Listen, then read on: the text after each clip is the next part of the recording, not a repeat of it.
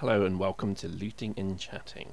What I was going to do with this video is actually just show you two things. It was really just to show you looting in Berezino. I am a big fan of Berezino, mainly because it's one of those towns that I think very few people really kind of loot or kind of stay in for too long. However, it's actually got everything you could possibly need in terms of military base, hospital, grocery store and so on. So it's got everything you need certainly to survive.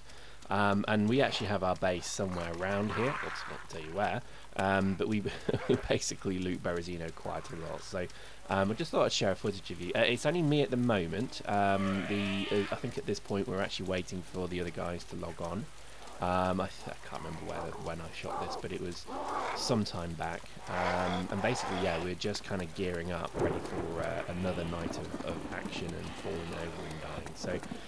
Also wanted to use this video to have a quick discussion around Eve as well, because I'm a big fan of Eve Online and both the DayZ as well. And I think it's worth probably kind of highlighting some of the similarities, because I'm hearing a lot of people who play Eve are actually also playing DayZ, and I think there's a kind of similar, or there's a synergy between the two games in terms of the mindset required to play that I think people kind of adopt. And I probably was, you know, kind of guilty of this as well. When I started playing DayZ, my first impressions of the game was, wow, this is like Eve, because, and for a number of reasons.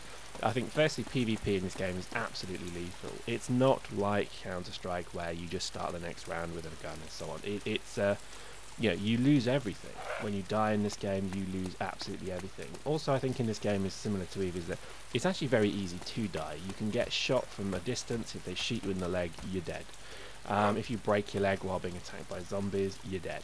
It's this kind of, I guess, you know, kind of, you know, horrible kind of mechanics that deliberately are there to kind of make the game hard, that I think a lot of Eve players quite like, because, again, Eve is not particularly user-friendly for noobs. So anybody joining Eve as a new player has pretty much a mountain to climb if they want to become good at it. So it's a particularly unforgiving game, you know, across the board. And I think DayZ is as well, because when you spawn in this game, you don't even have a gun, so you're pretty much at the mercy of pretty much everything. And I think that, again, I love. I think I love the kind of, by design, they've made it deliberately difficult. And that's good, because, again, too many games, and I think the industry in general panders to, you know, your casual gamer who's some hipster who probably only plays a game once a fortnight kind of thing. And I you know, that's fine, there's a market for that, but there are also kind of hardcore gamers who treat gaming as their hobby, such as myself, who do like a challenge. You know, you don't want to be kind of playing AI that's so broken and stupid that there's never any possibility of winning anyway, but you also want to have a bit of a challenge, and I think DayZ certainly gives that. It's unforgiving, but I think it's also, you know, it's kind of built to give you that the possibility of winning as well. So I like that. That's kind of, you know, by design they've made it very clever. There's a few things in DayZ also, I think, that really Eve is, you know, is kind of similar to Eve. So, you know, basically you gear up in both games. You know, you kind of, in DayZ it's all about looting. In Eve it's all about earning ISK and earning money and blah blah blah blah blah, and then, you know, buying good stuff. There's a subtle difference there, but I think really the purpose of it is that you actually gear up.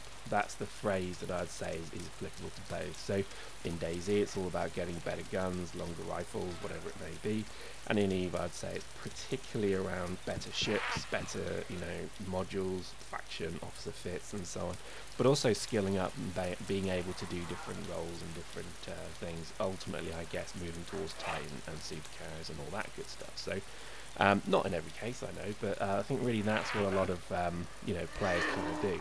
But interestingly enough is that your stuff becomes a barrier to you playing in both games, and I think that's actually quite funny. In this footage at the moment, I think I've got a DMR and so on, and I think currently I've got a ghillie, I've got an AS50 and all that good stuff. And the problem is that you actually now are scared of losing that stuff, or rather I'm scared of losing that stuff. So I've noticed I've stopped playing as much as I used to, only because every time I log in, I'm terrified someone's going to shoot me. Now, compose that to like another scenario in some of the other videos we've been showing or going to show, where we spawn onto a private hive and we are completely bereft of gear. Now that's brilliant, because we've had so much fun just literally starting again from scratch, because do you know what, it doesn't matter if you die. And I think in Eve you know, it's not necessarily about giving all your ISK away, but it is certainly about, you know, kind of enabling yourself to be, I think, less bothered by loss. So this is why I think it's a, you know, it's a subtle similarity, but I think there is a link there that I think a lot of games don't have. But again, and it's all based upon this mechanic that if you die, you lose all your stuff, and I think that can become a barrier to progression. But I actually think it's quite clever the way that both games have actually made it possibly a feature to enjoy, because when there's actual risk of losing time and effort, you play less like Call of Duty and more, you know, like like a MMO, because you actually don't want to lose all that time you've invested. So I think I really do appreciate that as a mechanic. Both games have griefing by design. Eve, if you know Eve, it's the most grief-filled game you could ever imagine to play. So naturally, when I came to play DayZ, I was overjoyed by the fact that you could grief the hell out of people. I'm not a bandit by nature, don't get me wrong. I think I've only killed a few people in the entire game. Actually, that's not entirely true. But anyway, the purpose of really what we were trying to do is be more good guy than bad guy. And I think I've stayed true to that, particularly kind of up to maybe a few weeks ago. But lately, we've just been killing anybody who comes near us. But again, only out of necessity. So I think it's important to say that we didn't kill anybody for the fun of it, although it was fun. We just kill people because we needed something they had. So be it a rifle, be it a car, or whatever it may be. So you know, tricky really. And I think, but the griefing by design in DayZ is beautifully you know, prominent in its game design. And I think the same for Eve Online as well, because Eve again has a wonderful ability to grief the heck out of anybody you particularly choose to. You can also scam, you can also be kind of really ruthless, and etc, etc. And I just love that mechanic. I think again, it's the beauty of the game in that, you know, yeah, okay, it's going to become like a bit of a shit fest if you start doing it, but I think the subtext of it all is a much deeper and richer gaming experience, which again you don't have in a lot of other games, because they don't really take you, they don't immerse you into it. You're just you know, somebody sat at a keyboard pressing a virtual man round a map, and you're shooting anybody who gets to you. When you die, you just wait 20 seconds and you respawn. Nothing wrong with that, but I think that, again, the depth and the immersion into the game is very low. And this is why I think DayZ and Eve certainly have that level of immersion quite prominent.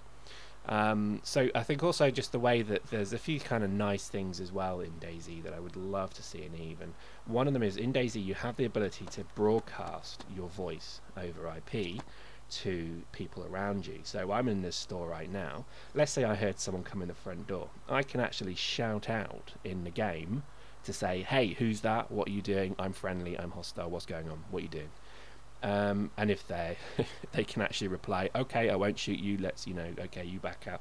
And I just think that is an absolutely amazing mechanic. I don't know if Eve Voice was ever meant to do that, but I always love the idea of, if you kind of gate camping and somebody jumps in, you scramble them, the ability to hail them. Okay, terrible role playing, I know, but just imagine that you could hail them. You could literally press a button and say, listen dude, and they hear through their speakers your voice, hey dude, look, you know, give me 50 mil or I'm going to kill you.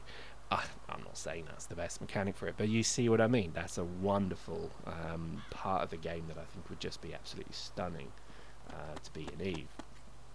Trust is also a big thing in this game. Trust issues are just continually you know, going to be a problem, because in Eve, you know, okay, you've got levels of security, but again, there's always going to be a time when you know, you're going to have to trust somebody.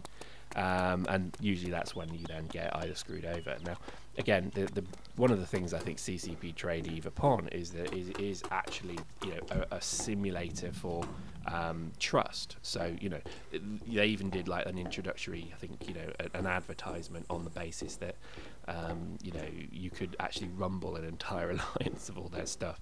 So it's a mechanic they're obviously quite proud of, and I think in DayZ again, this is something that is prominent, because, you know, if I meet somebody in the wastelands and they're unarmed, obviously I'm not going to shoot them, but I may then say, well, come along with me, tag along, and we'll, you know, we'll kind of, you know, loot together.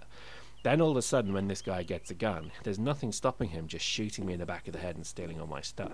And I know this because it's happened to me. So actually, this is something, again, I think is just a gorgeous mechanic that I think is just absolutely front and center in DayZ all the time. Is trust between survivors is absolutely critical. And this is why I think, you know, playing in a group of players that you actually do trust, because obviously I do trust Willy Boy and Parlick, even though I've shot, I think, Parlick now twice, and I think I've let Willy Boy die a few times as well, so I'm amazed they trust me. But there you go, that's the beauty of the mechanic. I trust them implicitly, but one day they could turn on me and steal my stuff, you know, for shits and giggles, I guess. But this is the thing that I love about the game, is that you never really, you know, you never really know where you stand with anybody, but the more people you can trust, the more rich the game becomes. And I think, again, like Eve, if you get into a group of players who are really kind of focused and kind of having the same experience, then it's good. I think it's actually quite a rush when you're kind of, you know, playing all at the same time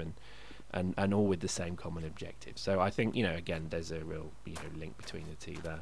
I think differences obviously are going to be the key things, like there's an economy in Eve, whereas in this the economy's collapsed, so it's really just about looting, taking what you can. And again, just make some fantastic things, because again, we've only killed because we needed something, which is, I think, very, very akin to probably what would happen in real life, because, you know, even good, decent people who are law-abiding citizens and so on, when the economy and society collapses, it's all then about survival of the fittest. And I think that's why games like this particularly do work. I mean, you know, when you look at some of the other comparators to this, I think they've not really understood that. It's not about credits. It's not about earning points and this and that. I just think they've missed the premise that it's actually just about survival. And there's no economy. There's no earning of credits to then buy perma packs and stuff like that. I think it's just dumb. It's just literally trading on, you know, the concept, but missing the point entirely. So this is why I think, you know, DayZ particularly, I think, has got, they just nailed it completely with this, because there is no money. There's no way to kind of buy equipment and then have it permanently. I think that's the way it should be. It should be a raw experience of, you know, of a game. And I think that's particularly what it's really about. So there we go. I think in terms of Eve, I think, you know, I mean, I know a lot of you guys probably actually play Eve and don't play this. All I can say is if you're interested, give it a go. You have to buy Armour 2, but I think you can get that from the Steam store for like 15 quid. You need Armour 2 and the Combined Operations pack, so I think it's Operation Arrowhead and Armour 2. But seriously, give it a go. I think it's one of these games that, you know, it's a great game to play to have a break from Eve. Eve can become quite... what's the polite word? Eve can become a pain in the arse, and it's always good just to break away from it and actually just have some real, you know, silly fun, running away from zombies and basically being hunted. And I would stress the thing with the Armour 2 part of this is that it's a wonderful engine to use for this, because sniping is particularly good in this game. It's realistic. It is very realistic, in fact. And I think also just the premise that, you know, one bullet can hit you and kill you, but also, you know, gunfights can be, you know, spraying bullets at each other and missing entirely, and I just love that. I think there's a real realism to it, and it rewards you for being realistic. It doesn't reward you for being, you know, bunny hopping around and jumping and all that good stuff, because I hate that. I couldn't stand that in Dust. At the moment I've been playing a bit of Dust, and I hate it when people bunny hop and jump around when you get into a gunfight, because it's just like, oh really, you know, is that what a real soldier would do? Anyway, don't mean to moan. So I guess just the footage here, we're really kind of these are panel axe buildings. These are good if you're looking to loot ghillie suits and things like that. They have quite a lot of loot positions in the building, and Berezino is good because I think it's got maybe 6 of them, so absolutely brilliant for kind of finding ghillies and was it camo outfits as well.